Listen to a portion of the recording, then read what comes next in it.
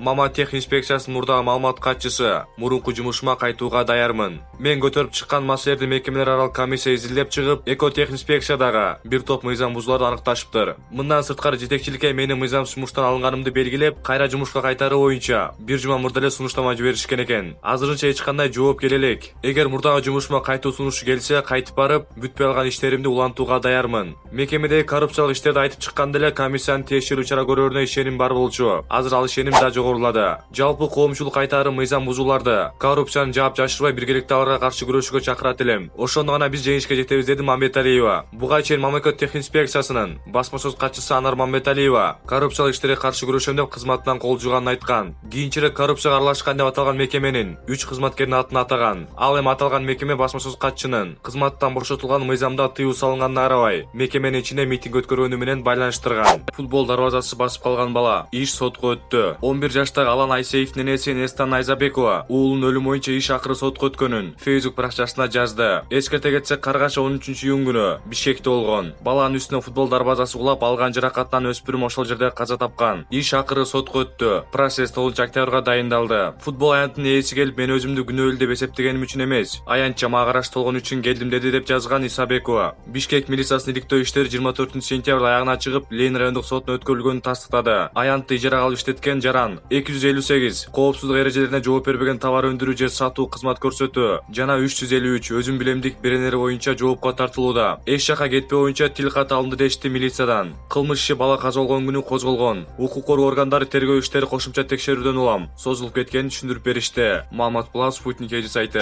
Нарында түн ичинде сыртка жылаң аяк чыгып дайынсыз жоголгон Гулин Абылованын жан денеси табылды. Нарын район Миңбулак айылынан дайынсыз жоголгон 36 жаштагы тургуну Гулин Абылованын жан денеси Нарын дарыясынын жээгинен табылды. Бул маалыматты аймактык кабарчыга Нарын милициясынын Кенже ТЭЦ көчүсү Улан Рыскелдиев тастыктады. Маалым болгондой, кече 3-октябрда болжол менен саат 14:00 Миңбулак айылында кой кайтарып жүргөн адам Нарын дарыясынын жээгинде белгисиз аялдын жан денеси жаткандыгын көрүп, дароо милиция кызматкерлерине кабарлаган. Аталган жерге Нарын милициясынын кызматкерлери, куткаруучулар жана жездеси барган. Маркумдун денеси соттук медициналык экспертизага жеткирилген. Буга чейин Гулин Абылова 24-сентябрда түнкү саат 11:00 чамасында Миңбулак айылында жашаган жездесинин үйүнөн жылаң аяк чыгып кеткен боюнча дайынсыз болуп жаткандыгы маалымдалган. Ал 1982-жыл 8-март айылында төрөлгөн. Анын артында 2 баласы калды. Маалымат Плат турмуш кежи сайты.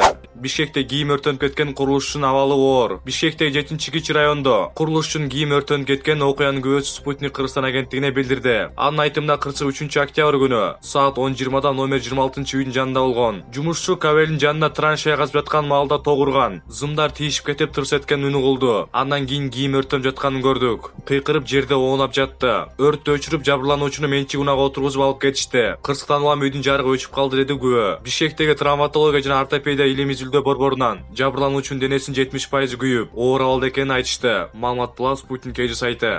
Кыргыз темир жол ишканасы эл аралык каттамда билети жок жүргүнчүлөрдү ташыганы аныкталды. Бул тууралуу президенттик аппараттан 4-октябрда кабарлашты. Маалым болгондой, учурда бул фактылар боюнча козголгон кылмыш иши экономикалык кылмыштарга каршы күрөшүү кызматынын тергөө башкармалыгы тарабынан иликтелип жатат. Мындан тышкары, ушул сыяктуу фактылар боюнча кылмыш жаза кодексинин 173 беренесинин 1-бөлүгүндө, 221 беренесинин 1-бөлүгүндө каралган кылмыштардын белгилери боюнча транспорт прокуратурасы тарабынан 5-сентябрда кылмыш иши козголгон. Мындан аркы иликтөөнү уюштуруу, ошондой эле каржы полициясынын бөлүкчөлөрүнө да тапшырылган. Жогоруда көрсөтүлгөн кылмыш иштерин натыйжалуу жана ыкчам иликтөө максатында ыкчам тергөө топтору түзүлдү. Иликтөөнүн жыйынтыгы боюнча тергөө тарабынан бардык күнөөлөргө юридикалык баа берилет. Ошондой эле кыска мөөнөттө материалдардын соттун кароосуна өткөрүү үчүн чаралар көрүлөт. Буга чейин Кыргыз темир жолу ишканасынын поезд коштоочусу Алия Асанбаева ишкана Өзбекстандын жана Тажикстандын жарандарын эл аралык каттамга билети жок ташып жатканын айтып чыккан. Андан кийин ишкана жетекчилиги тарабынан каршы аракеттер башталганын белгилеп, президентке кайрылган.